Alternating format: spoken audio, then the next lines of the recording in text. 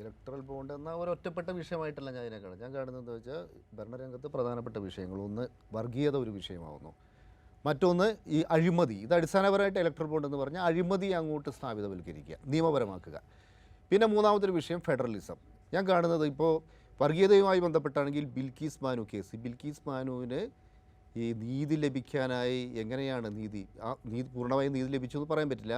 കൂട്ടബലാത്സംഗം ചെയ്ത കൊടും കുറ്റവാളികളെ കേന്ദ്ര സർക്കാരും ഗുജറാത്ത് സർക്കാരും കൂടി രക്ഷപ്പെടുത്തി അവരെ ജയിലിൽ നിന്ന് മോചിപ്പിച്ചു. അവർക്ക് നീതി ലഭിച്ചു. അതെങ്ങനെയാണ് ലഭിച്ചത്? അത് CPM-ൻ്റെ പോളിറ്റ് ബ്യൂറോ അംഗമായ സുഭാഷ് നേലി സുപ്രീം കോടതിയെ സമീപിച്ചു.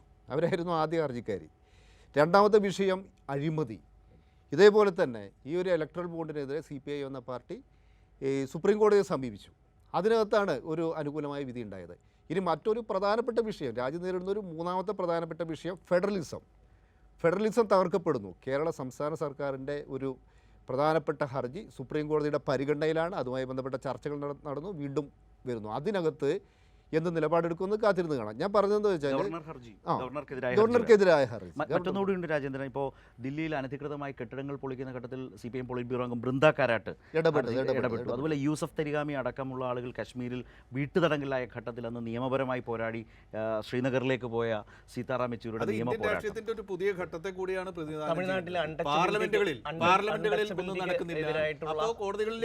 മറ്റൊന്ന് ഇതിനകത്തുള്ള പ്രധാനപ്പെട്ട തമിഴ്നാട്ടിലെ അനുഭവമാണ്. ഇന്ത്യയുടെ ഒരു ചരിത്രം പരിശോധിച്ച് കഴിഞ്ഞാൽ ഇത്തരത്തിലുള്ള ഇടപെടലുകൾ ഏറ്റവും കൂടുതൽ നടത്തിയിരുന്നത് ഒരു കാലത്ത് മാധ്യമങ്ങളായിരുന്നു ഇത്തരത്തിലുള്ള ഇടപെടൽ. ഇപ്പോൾ ഒന്ന് ആലോചിക്കുക, നമ്മളൊരു അടിയന്തരാവസ്ഥക്കാലം 18 പേരെ ചുട്ടുകൊന്ന ഒരു കേസ് തമിഴ്നാട്ടിലെ, അതെ, മറ്റേ ഈ വീരപ്പനുമായി ബന്ധപ്പെട്ട സത്യമംഗലം ഗ്രാമത്തിൽ ആദിവാസി ഒരു ഗ്രാമത്തിന്റെ നിയമ പോരാട്ടത്തെ ഏറ്റെടുത്തത് CPM കമ്മിറ്റി തന്നെയാണ്.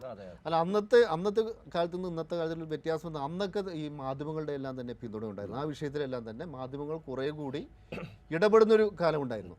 പക്ഷേ ഇപ്പോൾ നോക്കിക്കഴിഞ്ഞാൽ അതില്ല. ഇപ്പോൾ ഇലക്ട്രൽ ബോണ്ട് ഇത്രയും വലിയ തട്ടിപ്പാണെന്ന് ഈ സുപ്രീം കോടതി അർത്ഥശങ്കയ്ക്കിടയില്ലാത്ത വിധം വ്യക്തമാക്കുന്നു. എത്ര മാധ്യമങ്ങൾ, ദേശീയ മാധ്യമങ്ങൾ, നമ്മുടെ കേരളത്തിൽ ഉൾപ്പെടെയുള്ള എത്ര മാധ്യമങ്ങൾ അതിനെപ്പറ്റി ഒരു അന്വേഷണാത്മക